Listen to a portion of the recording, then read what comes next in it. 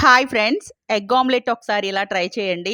అంటే ఇలా ట్రై చేసిన వాళ్ళకి తెలుస్తుంది ఇది ఎంత టేస్ట్ ఉంటుంది అన్నది. అంటే చాలామంది ఏంటంటే అన్నీ కట్ చేసి ఒకసారి ఎగ్స్ కొట్టి ఆమ్లెట్ వేస్తారు. ఇలా చేసి చూడండి.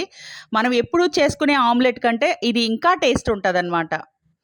ఫస్ట్ ఆయిల్ పోసి దాంట్లో మనం కట్ చేసుకున్న ఉల్లిపాయలు, పచ్చిమిరపకాయలు దాన్ని బాగా ఫ్రై చేయాలన్నమాట. మనం ఇలా ఫ్రై చేసేటప్పుడే దా దాంట్లో కొంచెం ఎక్కువ కాకుండా లైట్‌గా అల్లం వెల్లుల్లి పేస్ట్ ఏసి గూడా దీనిలో ఫ్రై చేయాలనమాట.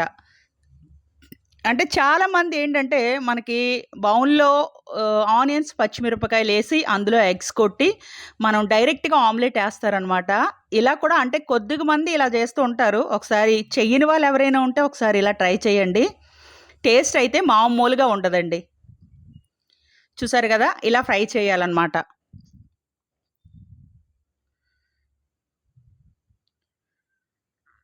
మరి బాగా ఏగనవసరం లేదండి. చూసారు గదా! నేను ఎలా ఏపానో ఇంత ఫ్రై అయితే సరిపోతుంది. అంటే నేను 3 ఎగ్స్ తీసుకున్నాను. అందు గురించనే మీకు కొంచెమే నేను చూపిస్తున్నాను నేను. ఎక్కువ చేసుకునే ఆమ్లెట్స్ అయితే దానికి తగ్గట్టు మీరేసుకోండి.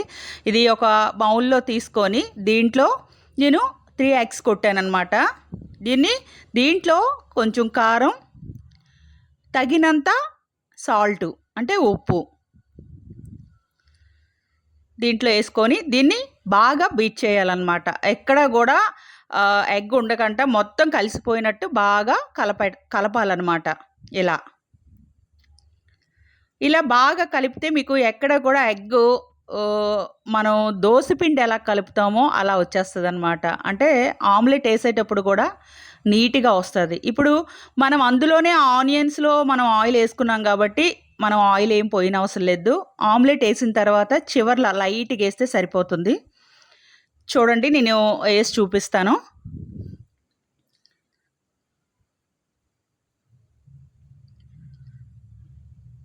చూసారు కదా! ఇలా వేసుకుంటే చాలా టేస్ట్ ఉంటుందండి.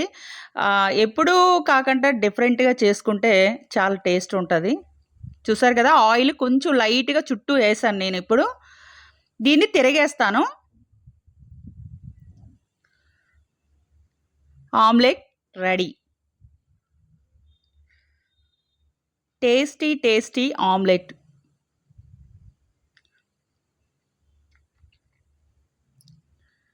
నేను 2 ఆమ్లెట్స్ కోసం అని చెప్పేసి నేను 3 ఎగ్స్ ఏసానండి.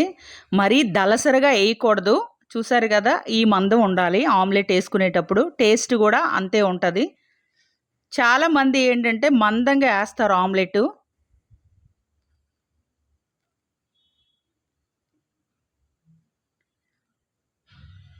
ఇంకొంచెం ఉంది కాబట్టి ఇంకొక ఆమ్లెట్ కూడా ఏసేస్తున్నాను నేను. ఇలా మీరు కూడా మీ ఇంట్లో ట్రై చేయండి. అంటే ఇది చెయ్యని వాళ్ళ కోసం చెప్తున్నాను నేను. ఎవరైనా ఇలా చేయడం తెలిస్తే ఓకే. చెయ్యలేని వాళ్ళ కోసం నేను చేసి చూపిస్తున్నాను. మీరు కూడా మీ ఇంట్లో ట్రై చేయండి. నా వీడియోస్‌ని సపోర్ట్ చేస్తున్న ప్రతి ఒక్కళ్ళకి చాలా థ్యాంక్స్ అండి. 2 ఆమ్లెట్ కూడా అయిపోయింది.